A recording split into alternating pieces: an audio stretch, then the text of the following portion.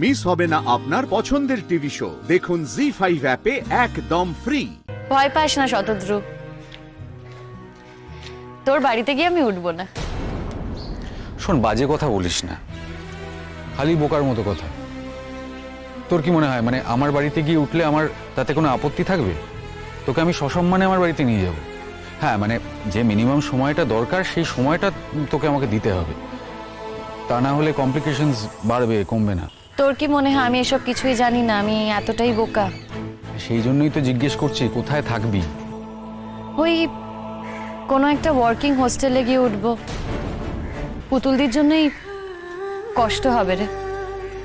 আসলে কি বলতো, পুতুলদির ওপর না খুব মায়া পড়ে গেছে। আমি বলেছিলাম জানিস তো যে পুতুলদি নতুন করে জীবন সাজিয়ে দেব, ওর একটা ভালো বিয়ে দেব। সেরকম তো আর কিছুই হবে না, কিছুই আমি করতে পারবো না।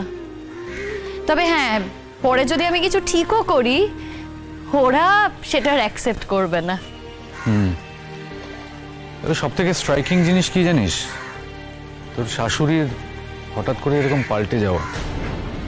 উনি ওরকমই, আগেও দেখেছি, ক্যারিড অ্যাওয়ে হয়ে যান।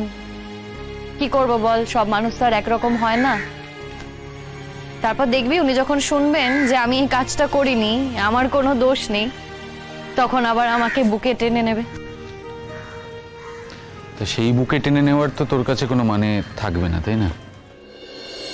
থাকা তো উচিত নয়, কিন্তু জানিস তো উনি যখন বুকে টেনে নেন না, তখন আমার আর কিছু করার থাকে না। উনি একটা সময় আমাকে এত ভালোবেসেছেন, এত সাপোর্ট করেছেন, সেটা আমি কি করে ভুলি বলতো? আসলে মেয়েদের না জীবনের প্রতিটা স্তরে স্তরে সমস্যা। তুই এখন ওই বাড়িতেই যাবি তো? হ্যাঁ, এখন আমি ও বাড়িতেই যাব।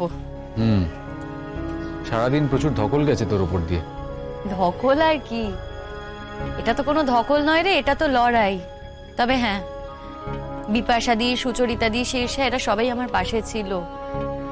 আমি ওদের বললাম একটু এগিয়ে যেতে, তোর সাথে আলাদা করে কথা বলবো বলে। হ্যাঁ, সেটা তুই খুব ভালো করেছিস। ইনফ্যাক্ট আমিও তোর সাথে আলাদা করে একটু কথা বলতে চাইছিলাম আজকে।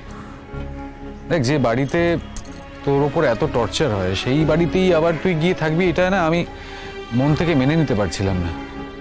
তুইও তখন আমার কোনো কথাই শুনিসনি। তোকে কতবার বারণ করেছিলাম বল, তো আসিস না, আসিস না, এই বাড়িতে আসিস না। তখন যদি কথাটা শুনতিস তাহলে হয়তো এটা হতো না। হ্যাঁ, শুনিনি তোর কথা, আমি শুনিনি। আমার সত্যি তোর কথা শোনা উচিত ছিল তখন। আসলে আমি কি ভেবেছিলাম বলতো, আমি ভেবেছিলাম আমি যদি সবটা মেনে নিই, একটু মানিয়ে গুছিয়ে নিই, তাহলে তাহলে ওরা তোকে ভালো রাখবে। তারপরে যখন দেখলাম যে তোর আর পরাগের মোটামুটি একটা আন্ডারস্ট্যান্ডিং, একটা ভাব হয়েছে, তখন শোন, আর যাই হোক, পরাগের সাথে না আমার মোটামুটি ভাব হওয়ার কথা নয়, কোনোভাবেই কোনো ভাব হওয়ার কথা নয়।